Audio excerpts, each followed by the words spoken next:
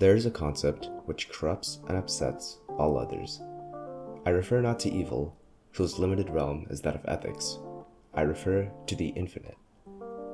The Library of Babel, written by Jorge Luis Borges, is about a library full of every single possible 410-page book. The library is its own universe, a great expanse so large that its inhabitants start going mad trying to find the perfect book. One single book out of 10 to the 4,677th that would teach them the truth about their universe. But even 10 to the 4,677th doesn't scratch the surface of infinity. There might be every single 410-page book, sure, but what about 411-page books? Or what if we include ampersands as characters in the combination? And why would I do something as stupid as adding ampersands to the Library of Babel? I'm not sure, but it would probably be interesting. And what I'm really trying to say is, infinity is a difficult concept, and trying to think about it as just a really large number won't help, because infinity is not a really large number. It's infinity. So then, what the heck does that mean? Well, if I count to 4, I only have 2 even numbers, right? 1, 2, 3, 4, 2 and 4. So if we kept going, 50% of all numbers would be even, right? Well, not exactly. Let's say I have the list, or set because that's a fancy term, of every single natural number. I'm still writing 1, 2, 3, and 4, but now by adding the 3 dots, it signifies that the set goes on forever. Obviously, I can't actually show every single number, but now you know that somewhere in the list you can find, say, 160,501,409,019, or whatever you want. And I can also do that for a set of even numbers. Using the 2 numbers we had before, we can just add the 3 dots again. But still, for every 2 numbers in the top set, you're only getting 1 below. So it's still true that there are less even numbers than natural numbers. But let's say you pull back a few of the even numbers. Now you have 2, 4, 6, and 8. Every single natural number now is a matching even number that's just 2 times its value. These sets are correspondent to each other, and correspondence is a different kind of way of thinking about numbers and size. If I have 5 pennies and 6 nickels, I can count how many of each there are and realize, oh, I have more nickels than pennies, and therefore these 2 quantities aren't equal. But if I'm comparing 2 infinite sets, I can't really count every single natural number or every single even number. So instead of counting them separately, we can try pairing them up. 1 penny for 1 nickel. That way, if it ends up that one of either doesn't have a corresponding match, then these 2 sets can't be equal. And if each set does match up, then these 2 sets have the same size. This is incredibly useful, and just because it's not as obvious doesn't mean we don't use this in our regular lives too. If you know that every seat is taken in a classroom, you know that the amount of people equals the amount of seats, but you don't necessarily know how many of either people or seats there are. Infinities can also be matched up by correspondence. Let's look at the set of all rational numbers. Those would be any number that can be shown with either terminating or repeating decimals, which can all be shown through fractions. From 0 to 1, there's an infinite amount of rational numbers. Say, there's 0.5, 1/3, we could even go 0.1, 0.01, 0.001, and so on. So, if the natural numbers only have 0 and 1 when going from 0 to 1, but rational numbers have an infinite amount of numbers in that range, then clearly there have to be more rational numbers than natural numbers, right? Surprisingly, no. By being a bit clever, we can actually create a correspondence of every natural number to every rational number. So let's do it. First, since every rational number can be displayed as a fraction, let's display them with fractions. And now we can show every single rational number by adding up the numerator and denominator for each of the numbers we're putting in. So let's start at the very beginning. 0 over 0. Now 0 plus 0 adds to 0, but since you can't divide by 0, we'll ignore this one. That's a lot of zeros. Next is 0 over 1, which is our first actual number.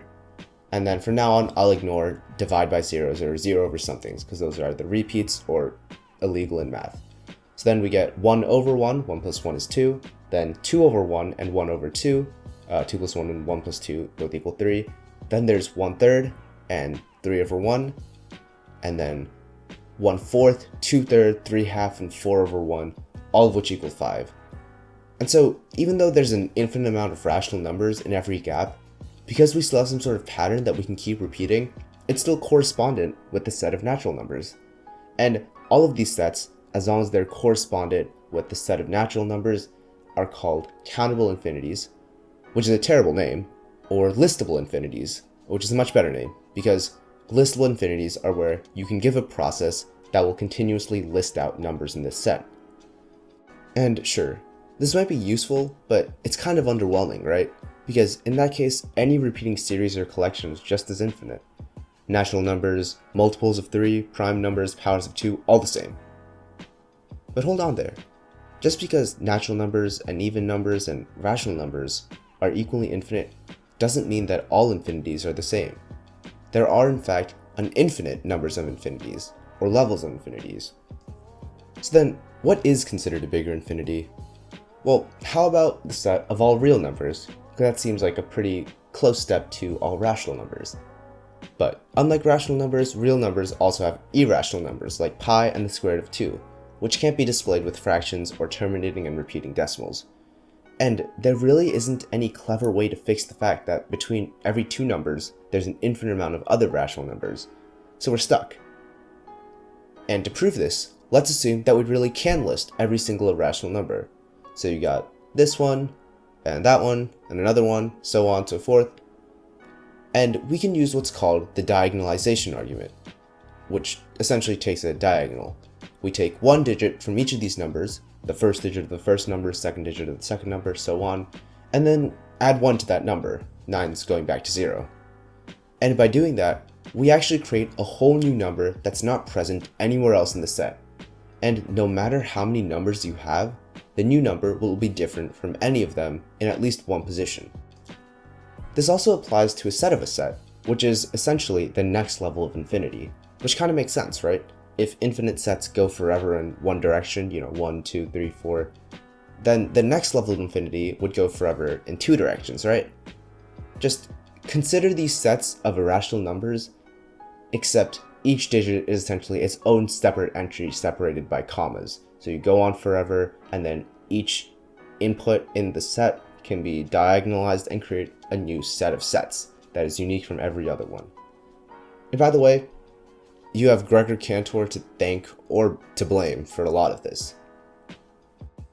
Anyway, so this is a pretty basic intro to infinity in math. But where's the philosophy part in this? Well, get screwed, because you get to hear some history first. And while the growth of ideas throughout time isn't necessarily linear, a YouTube video is, so some ideas might not seem fully coherent until they're expanded upon later in time. So let's start from the beginning.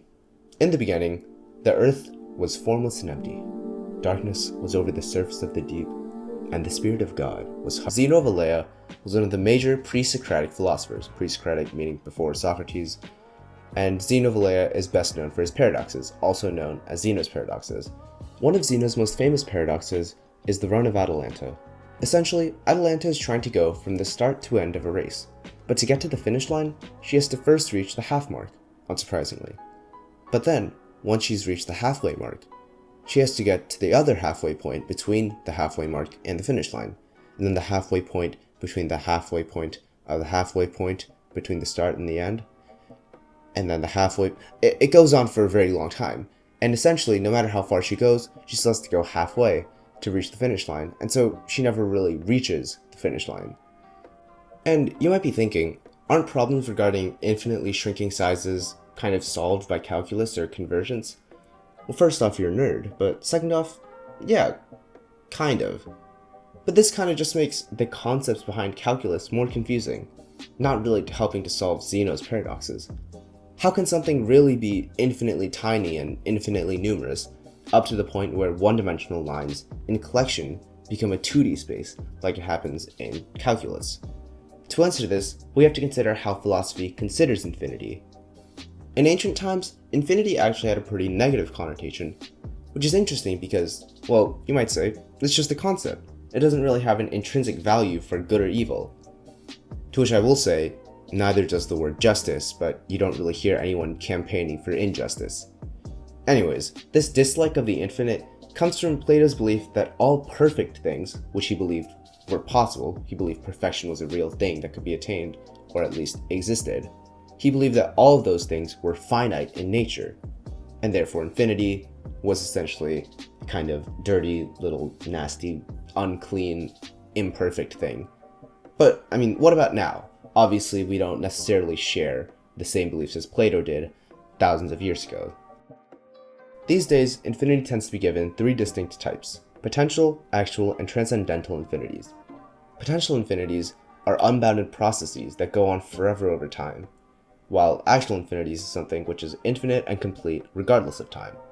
And this might be a little confusing because while the set of all natural numbers is actually infinite, a computer program counting out the natural numbers one by one forever and forever would be considered a potential infinity. And it's confusing, and well, to answer the question, I mean, I don't know, I came up with the example myself, so I might not be accurate to the definition, but philosophy is weird as heck, and the IEP isn't always too clear, and it's still better to other alternative articles, so I really don't know what to tell you. And then in addition, some say that actual infinities just aren't possible at all for humans, out of the fact that we can't really ever imagine an actual infinity. So there isn't really an actual infinity of natural numbers, because when I think of an actual infinity, I can only get to maybe 100. I can count to 100, and then just 3 dots after the end to say it goes on forever. But that doesn't really make it actual. That's just me trying to imagine what it's like. And that's kind of a potential infinity, or at least an incomplete infinity, which is just a finite plus a different type of finite comparison, which is the set of the numbers I have and then just 3 dots at the end. There's apparently, to these people, no possible way to comprehend an actual infinity, so it's dishonest to call something an actual infinity if it's not conceptually possible, which it isn't. And by the way, while mathematicians, or at least math students, probably hate philosophy and vice versa, for infinity, both groups tend to agree on actually a lot of conceptual things, especially regarding Cantor's conjectures. So yeah, potential and actual infinities. They basically make sense. I mean, there's still argument over them, but you understand what they mean. But what in the heck is a transcendental infinity? Well, I really don't know. And for the record, I'm confident that actual philosophers don't know either. I'm confident that this is a massive conspiracy of ancient philosophers and writers to make the metaphorical usage of infinity oh, the mind is infinite, or I'll keep on loving you until infinity, or something like that. They're trying to make that an actual philosophy term. Which, no, it's a metaphor. I'm pretty sure that's not an actual type of infinity. I mean, the article that I'm using pretty much says so in the actual article. Read this line and tell yourself that they know what they're saying. But from what I do understand, transcendental infinities mainly apply to concepts like human understanding or the power of God or something. I really don't know. Anyways, yeah, stupid tangent for a stupid topic, but we're at the end. So, in conclusion, think big. And then think bigger.